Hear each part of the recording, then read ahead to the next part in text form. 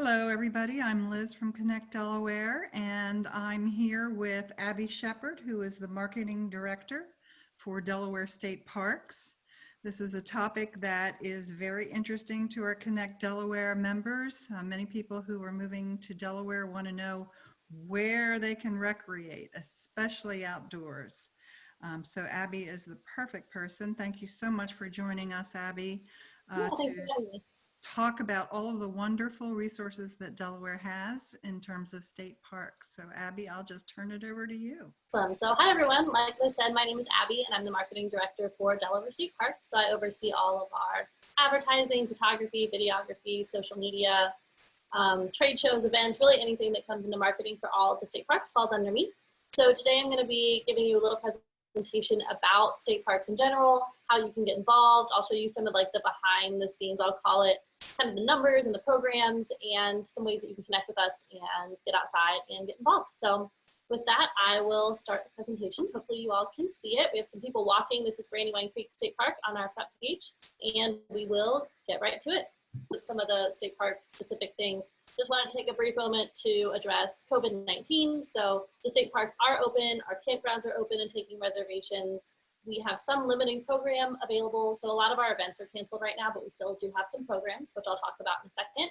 If you are visiting the parks, we ask that you bring a mask and you wear the mask if you are within 6 feet of other people. On some of the trails that are narrow or some of the more narrow places, we ask that you wear the mask and practice social distancing when possible. The playgrounds are still closed, but most everything else is open. If you have any questions about COVID, you can find the most latest updates at our website, which is destateparks.com/COVID, which you can see down here. So the rest of the presentation is going to kind of talk about things as if they were like back to normal, not regarding COVID, some of the things, but some of the things I talk about will be COVID specific too. So just to give you a little update on that. So next up, an overview of our mission. So the mission of Delaware State Parks and DenRec is to provide Delaware residents and visitors with recreational opportunities, but also to provide stewardship for the lands, so to keep the lands and preserve our lands in Delaware, as well as maintain our cultural and natural resources, and provide interpretive and educational services as well. So that's a lot in one mission, but we kind of oversee all of the parks, the nature preserves, the natural resources, cultural resources, and then hopefully provide those opportunities for people to get involved and learn about them too. Parks, 5.8 million visitors, 160 miles of trail, and 624 buildings. So that's a lot to explore within our little state of Delaware. And Delaware State Parks was awarded the National Gold Medal for the best managed state park system in the country in 2015 and 2016. So that was a big deal for us. Yeah, excellent. This is a full list of all the things that Delaware State Parks oversees, or the Division of Parks and Recreation. I will not read them all to you, but these are all the state parks and all the preserves. So it's a lot throughout Delaware and a lot of places to go and explore. Delaware State Parks is more than just the state park. So in addition to providing the state parks, we also administer land protection programs throughout Delaware. We provide educational programs and resources. We acquire new lands and then develop them into recreational opportunities and facilities. We protect natural areas, and we also oversee the plan for statewide recreational needs. So a lot goes into it more than just providing the parks or what you would see as a visitor.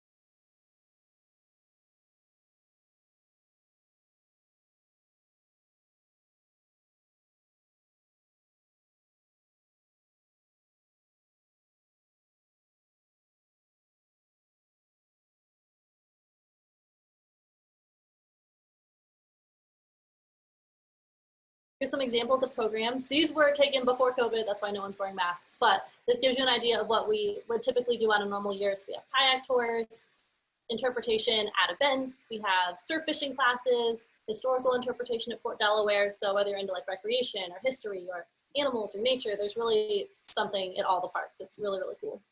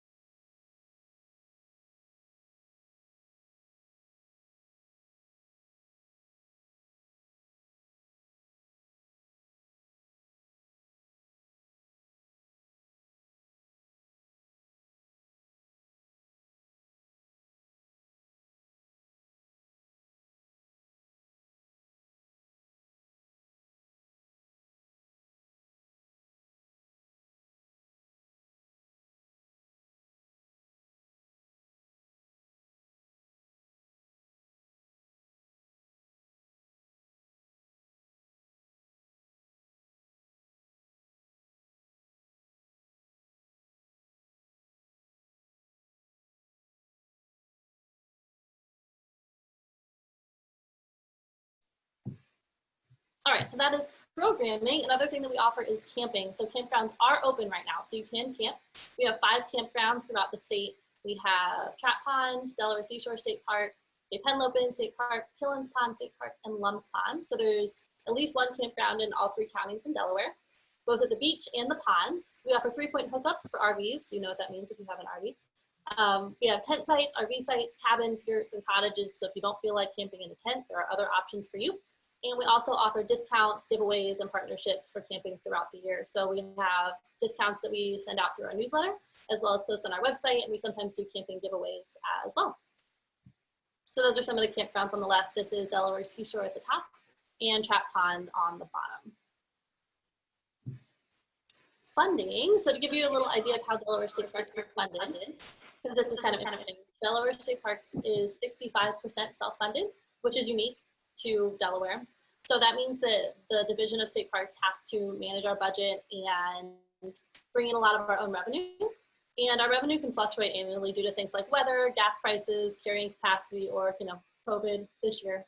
So I'll tell you a little bit about how we're funded and what brings in that revenue in a second. So this is Delaware, we're 65% self-funded down here. And you can see the other states surrounding us are not as much self-funded. So 35% of our operating budget comes from the state budget, whereas the other states around us, like only 30% of, or I'll say 25% of New Jersey state parks are self-funded, if that makes sense. So that means revenue.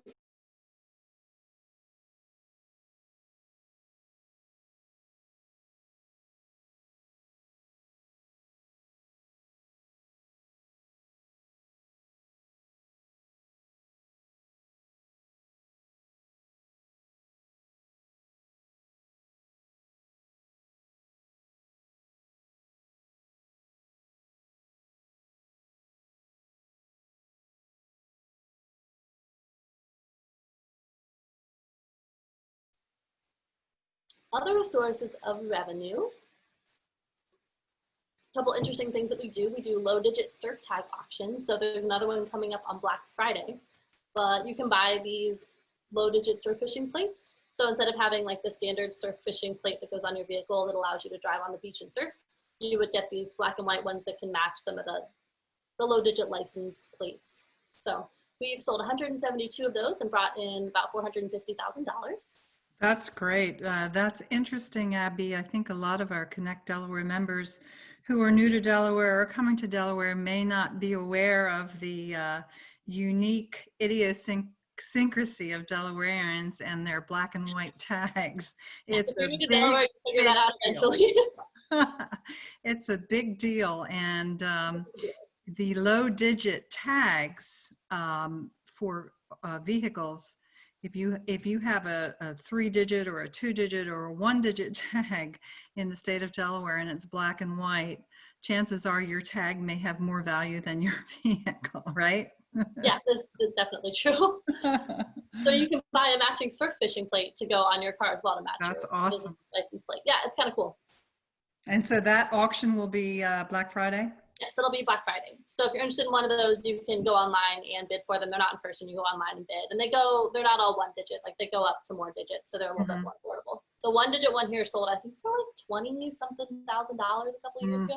But they're not all that expensive. Cool. All right, a couple other things that we do. So yurts, cabins, and cottages. I talked about this a little bit already, but you can see some of the examples of the camping options. So on the right, these are the cottages at Indian River Marina. They're like right on the beach. They're like beach houses that you can stay in for camping. And then on the left is a camping cabin at Trap Pond. So we've started putting in more of these like cottage, cabins, yurts, alternate camping opportunities. And they're usually really booked, 56% occupancy rate, with 89% occupancy rate during Memorial Day through Labor Day. So these are super popular options. If you're thinking about camping, maybe you're new to camping, don't want to stay in a tent, definitely recommends checking these out. They're super cool. Abby, what would your cabin include? That's a good question. It depends on the park. So some park cabins have more amenities than others. So this one here at Trap Pond, that has a bunk beds, and it's either a full or a queen size bed.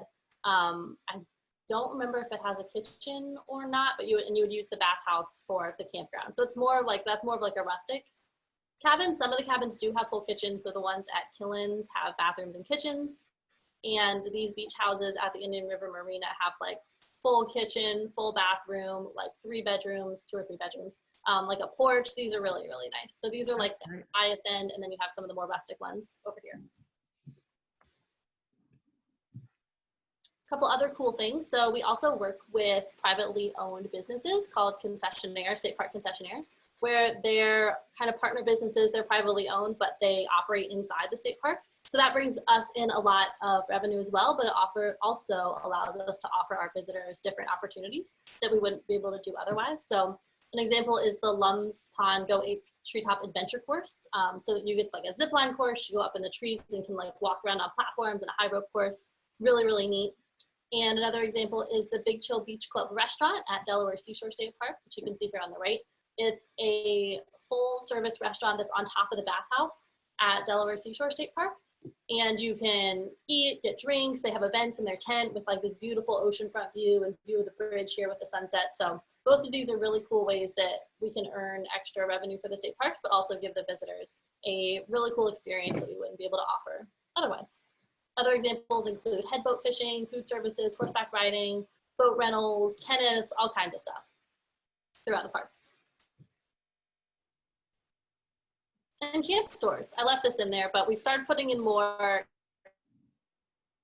camp stores throughout the parks. So if you're camping at any of our campgrounds, there's a camp store. A couple of them are new, where you can buy like merchandise and food and anything you need to go camping. And we've been putting in more of those and really renovating those because they're good for our visitors and they bring in revenue for the parks as well. So this is an example of the camp store at Cape Henlopen, which was just built, I think, maybe 2 years ago, maybe not even.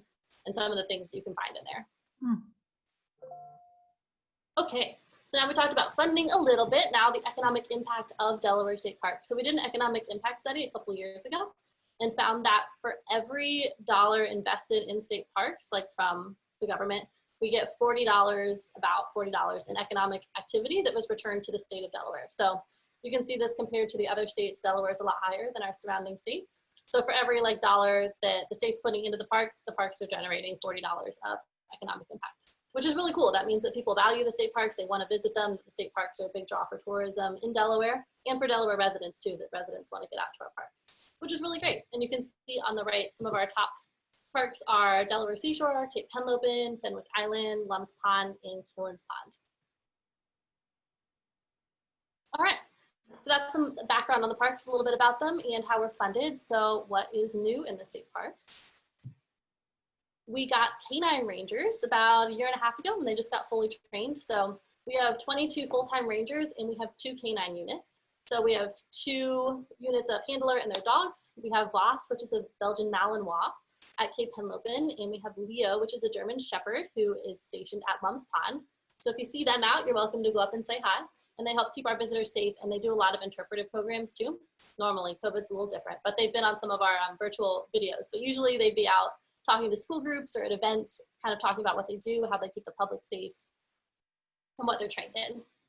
Abby, if any of our Connect Delaware members are interested in bringing their dogs to any of your parks, the information is on your website, I'm sure, whether Yes. they're, you know, the laws. Okay, great. You're welcome to bring your dogs to the park. Some of our campsites or cabins are also dog friendly, and your dogs just have to be on a 6-foot leash, and you can find like the full regulations on our website. There's a whole page about pets. So if you go to the destateparks.com and search pets, you'll find it. Great, thank There's you. also a couple beaches that you can take your dogs to as well, which is listed on there. We've also done some new things at the parks, like built some new things, investments. So there's a new park office at Auburn Valley State Park, which is our newest park.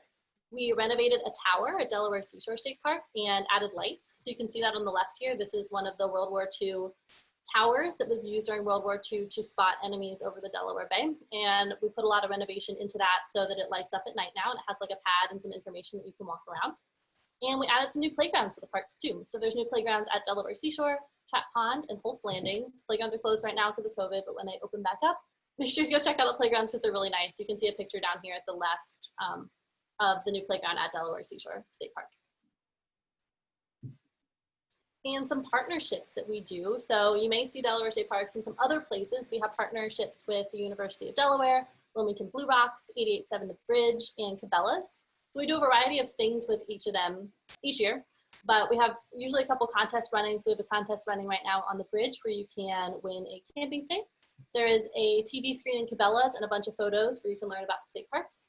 And normally we'd be working with the Blue Rocks, but their season got canceled. And we worked with the University of Delaware this year to do a virtual 5K. So they hosted the 5K. We were kind of like sponsors for it, I guess you could say. Encouraged people to run through the parks, and then we had a camping discount that went out with that as well. So then those are some of the kind of community partnerships that we have. We also just updated our website. So we launched a fully new redesigned website in 2018, I believe. And we just added new adventures, I guess you could call them, or like things to do at each of the parks. So these things to do you can find on each of the park pages. And those are kind of the essential experiences of the park. So if you want to visit one of the parks, like that's what we recommend doing. There's usually like 3 to 6 things that we recommend doing for each park. Like for this is Cape Henlopen, you can borrow a bike and do the bike loop. You can tour 4 miles. You can visit the point overlook. So if you don't know where to start, definitely go to like the park page and look at the things that we recommend to do. Connecting with us. Okay, so if you want to learn more about parks, or you want to like find us on social media, find a park, read our blogs, you can do that on destateparks.com or on our blog, which is destateparks.blog. We also have a newsletter, so you can sign up for a newsletter that comes out once a month, and we'll send some specific emails sometimes in between, but usually we send an email about once a month. We have 22,000 subscribers. This is an example from last year, was our October newsletter, which is getting ready to come out next week. So different trail ideas, events going on, information, some fun facts. So if you're interested in learning more about the parks, definitely sign up for our newsletter, which you can do on our website as well. And you'll get a little welcome to State Parks email, which is the one on the right. You can also follow us on social media. So we are on Facebook, Twitter, Instagram, Pinterest, and YouTube.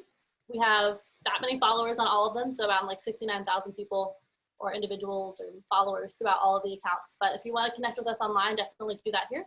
We're very active on all of them. This is where we post photos, videos, information. So definitely check us out on social media.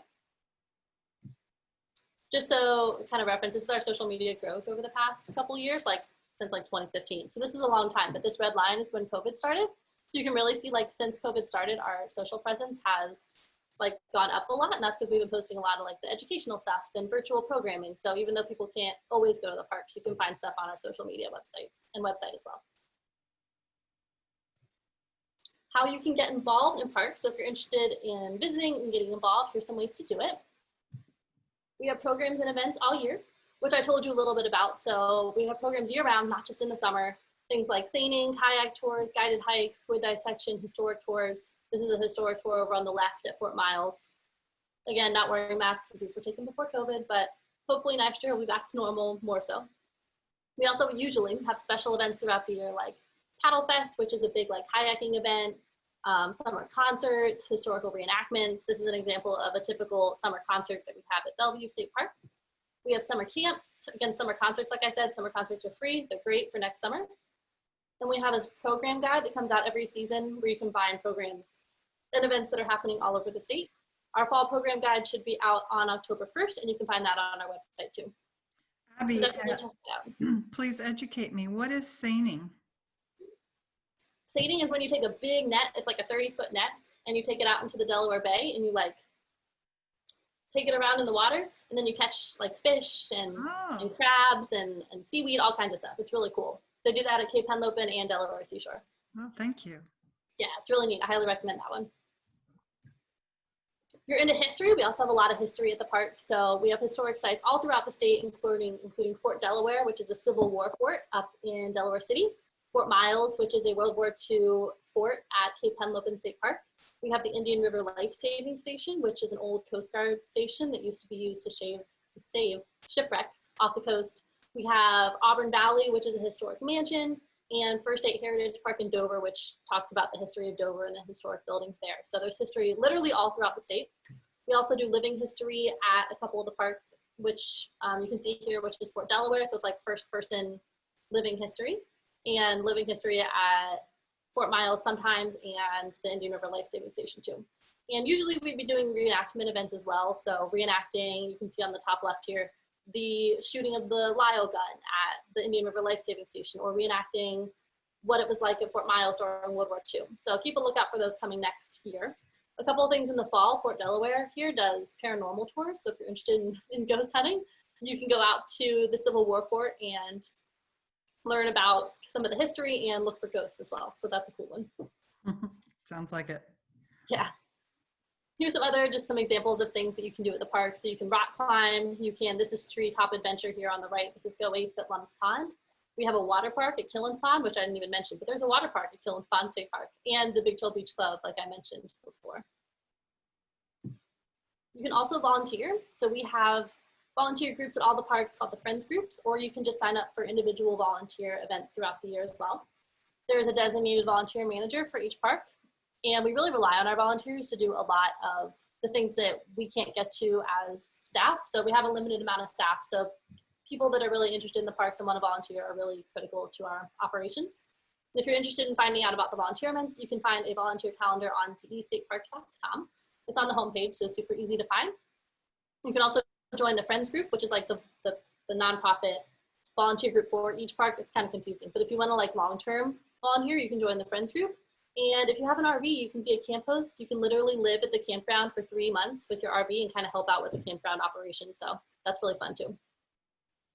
A couple other opportunities if you're interested or if you have kids that are interested. So we offer internships at all the parks throughout the year, not just during the summer. So I actually started as an intern, and then now like 4 years later, I'm the marketing director, but we have internships in all kinds of things from environmental education, summer camp leaders, history, operations, management.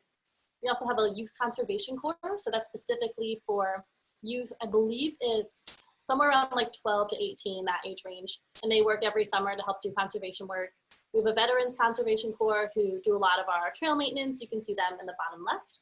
We also have AmeriCorps. We have seasonal jobs, not just in the summer, they're all year. And we have a beach patrol too. So if you do want to work for parks or volunteer for parks or do some sort of seasonal job with parks, we always have those available as well, which is on our website. And this is a fun one too. So this one anyone can do. This is our passport program. So you can go to all 17 of the state parks and take a selfie in designated places. And then when you complete all 19 photo locations, you send in all your photos and you can win a state parks annual pass for the following year, as well as some really cool prizes. So the passport programs tie into the essential experiences, which I was talking about earlier, like those things to do at each of the parks. So it'll take you to all of the parks and take you to some really cool places too. And it's free, anyone can do it. Here's some example of some selfies that people submitted. And then you get an annual pass, like I said, for the following year. So that's a great way to get out to all the parks and see some really cool things. And this speaks to what we were talking about earlier.